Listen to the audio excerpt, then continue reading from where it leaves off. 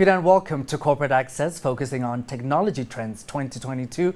I'm Morwick Pietersen. 2021 was a year of recovery and resilience, and one that brought extraordinary shifts in the way we live and work. Technology has been an important pillar, helping the world to connect and collaborate as it transformed the fundamentals of healthcare, commerce, education, and financial services. Joining me to walk us through this discussion is Douglas Woolley, Managing Director, Dell Technologies South Africa. Welcome to the show. It's great to have you, Doug. Thanks, Morwick. Appreciate you having us on. Fantastic. Now, Doug, in 2021, Dell Technologies predicted key technologies that would shape the future of businesses as organizations strive to become more digital at heart. Companies today quickly move to a do anything from anywhere by expanding their data ecosystem. What is your take on data trends for 2022 as data fuels the digital economy?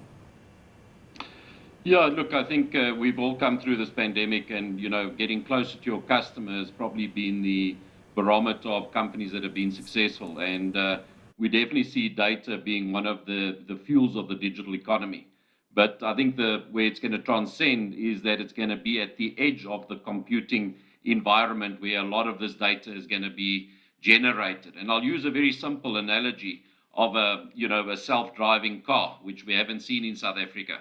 But effectively, if you think about a car like that, will generate tons of data just to be able to stay on the road and do what it's supposed to do. And you need to interpret that. You need to obviously make sure that you are utilizing that data in a secure and safe manner. And Gartner believes that about 75% of enterprise data will be generated and processed outside of traditional data centers as well as cloud by about 2025. So we're not talking too far.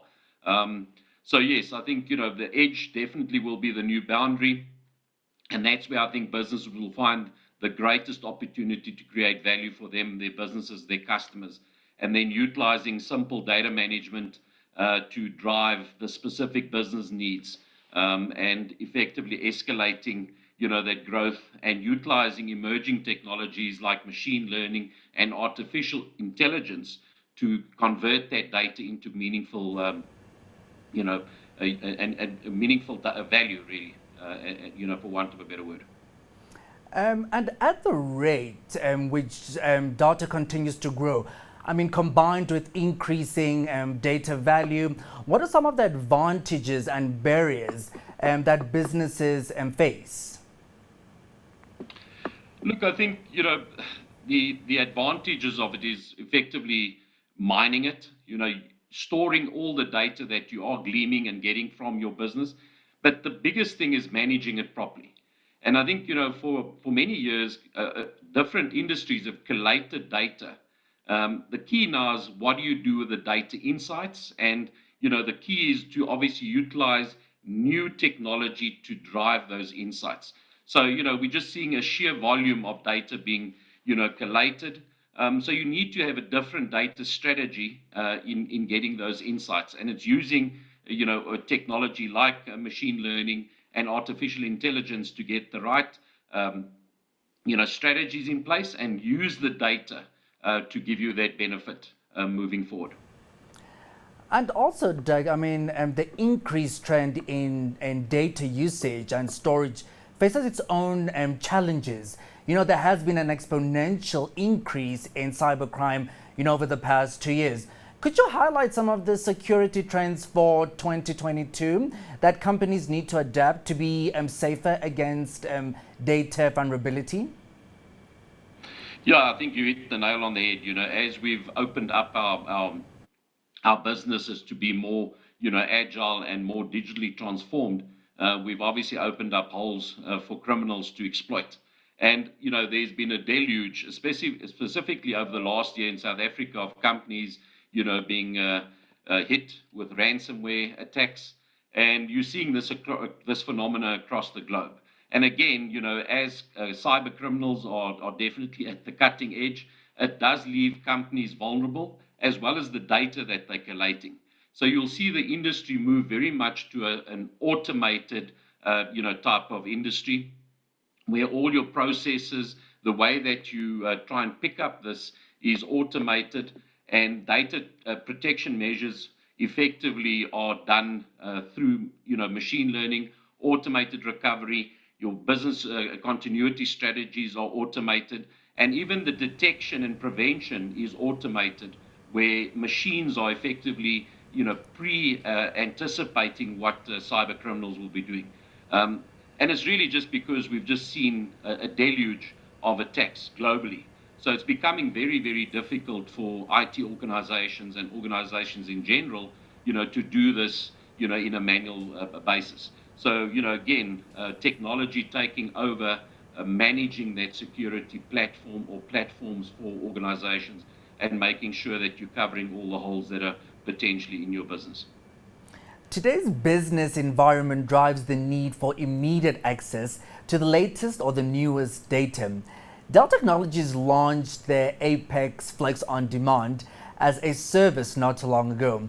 What is as a service, and do you see this trend growing in 2022? Yeah, I think we've definitely seen that transition happening. As companies have moved into the cloud, so everybody's looking for a as a service model or a consumption model as and when they require it. And I think the beauty of an as a service technology solution is that it drives simplification, but the biggest thing is it drives agility and sets up businesses to respond very quickly to whatever trends are happening either in the industry or within their own business environments. So that flexibility to choose your technology services and only pay for what you need at that moment in time is what is appealing. And it allows customers to scale IT exactly as business, launches new applications or kickstarts new projects, and then addresses the change and the needs for, for change within their organizations. And the nice thing is it's all managed by one technology provider. So it's very much a pay-as-you-go type of model with the flexibility and the management all wrapped into one. So it really gives you that agility that I think is key, in this future economy or era that we're moving into. Doug, you guys have done a very interesting transformation curve study. I mean, it's a new digital transformation curve study was done, and from this study, a digital transformation index was created. I mean, in layman terms, could you explain what a digital transformation index is, and what are the outcomes as we head into 2022? Yeah, look, I mean, we've been doing this for a number of years, and I think as companies are digitally transforming, we needed to understand where South African companies were in terms of the curve. And really, all that the Digital Transformation Index does is effectively looks at where companies are in terms of their digital transformation or the process for their digital transformation.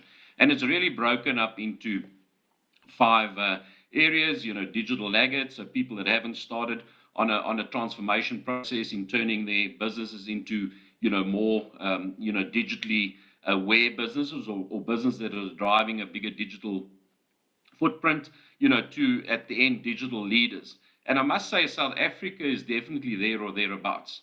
We use some of the stats that are out there. So we did this in at the end of 2021, but 79% of organizations have fast tracked their digital transformation programs.